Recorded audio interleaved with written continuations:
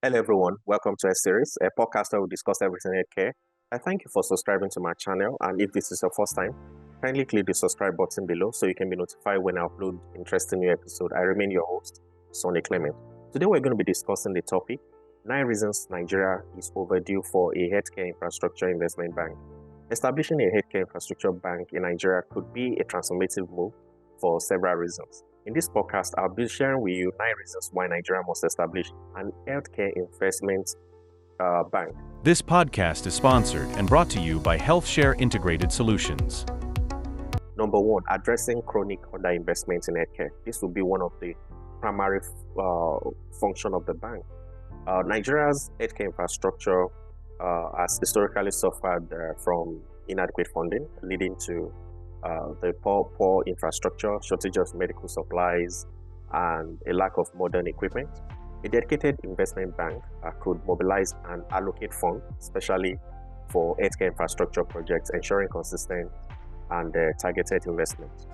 A specialized bank would also have the capacity to pool resources and leverage additional funding from private investors, international organizations, and development partners, enabling the financing of large-scale healthcare projects that individual government budgets might not be able to support. Number 2 reason is facilitating public-private partnership, which is the way to go now. Healthcare Infrastructure Investment Bank could serve as a catalyst for public-private partnerships by providing financial instruments such as a standby letter of credit for loans, guarantees, and equity investments. This would attract private sector participation in healthcare projects, leading to improved efficiency and innovations. Our traditional commercial banks, for instance, would ask for collaterals, would ask for guarantees, would ask for different kinds of things, and this, of course, discourage potential private investors from coming into the healthcare space. The bank would also help mitigate risk associated with healthcare investment by offering guarantees, like I mentioned before, or taking on a portion of financial risk, making the healthcare project more attractive to private investors. The bank could prioritize investments in regions with poor healthcare infrastructure, especially rural and underserved areas. This will help reduce the urban divide in the healthcare access and ensure all Nigerians have access to quality healthcare services. And also, by channeling funds towards primary healthcare infrastructure, the bank could support the development of clinics, health centers, and community health programs that are crucial for addressing basic healthcare needs and preventing diseases. Number 4 is supporting sustainable development goals. The bank's investment could be aligned with United Nations SDGs, which is number 3, good health and well-being, by focusing on healthcare infrastructure. The bank would contribute to improving health outcomes, reducing the maternal and child mortality, and combating communicable diseases. The bank can also support programs that can have very long-term impact.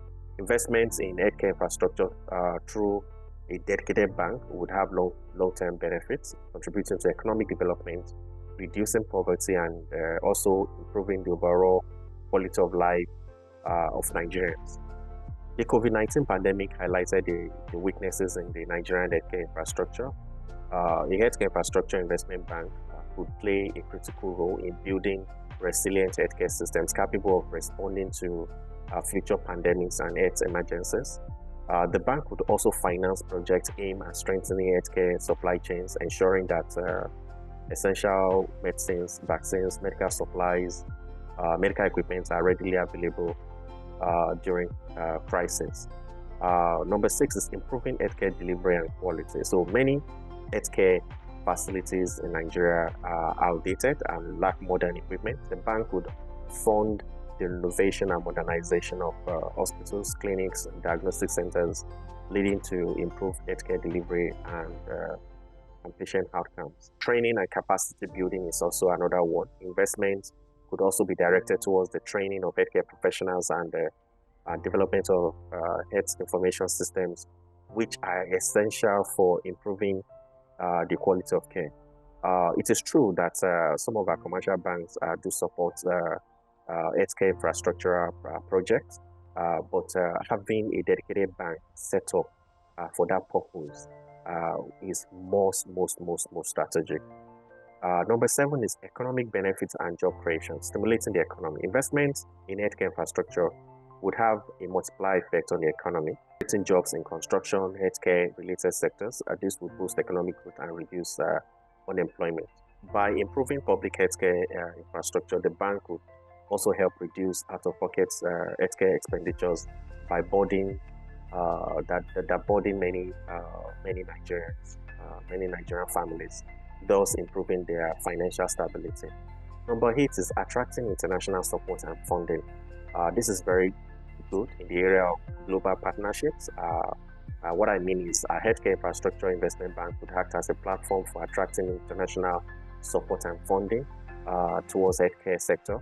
Global financial institutions, development agencies, and philanthropic organizations might be more willing to contribute to a well-structured, dedicated healthcare investment institution. Another reason is access to low-interest loans and grants. The bank could facilitate access to low-interest loans and grants for international financial institutions, reducing the cost of financial healthcare projects. Number 9 is promoting innovation and technology integration. In the area of providing support and tech startups, the bank could fund innovative healthcare solutions such as telemedicine, digital health platforms, and mobile health units, which are essential for reducing remote populations and improving healthcare delivery. And another area is the area of driving research and development. So this dedicated healthcare infrastructure investment bank could also be channeled into healthcare research and development, fostering innovation in the areas of pharmaceuticals, medical devices, and healthcare services.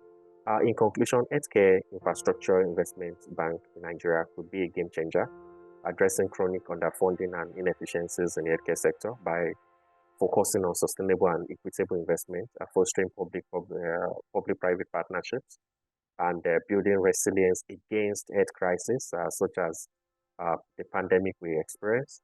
So a bank like that would not only improve healthcare delivery, but also contribute to the broader economic and social development of the country. That's all we have for today. Thank you for tuning into Ed Series. We hope you found today's episode insightful and valuable. If you have enjoyed the conversation, don't forget to subscribe, rate, and leave us a review. It really helps us to reach more listeners like yourself. Be sure to follow us on Facebook, Instagram, and TikTok for updates. Join our growing community of Ed Series. If you have any questions, topics you would like us to cover, or guests you would like to hear from, feel free to reach out to us. We'd like to hear from you. Until next time, stay informed, stay healthy, and keep exploring the world of healthcare with us. Thanks for listening. This podcast is sponsored and brought to you by HealthShare Integrated Solutions.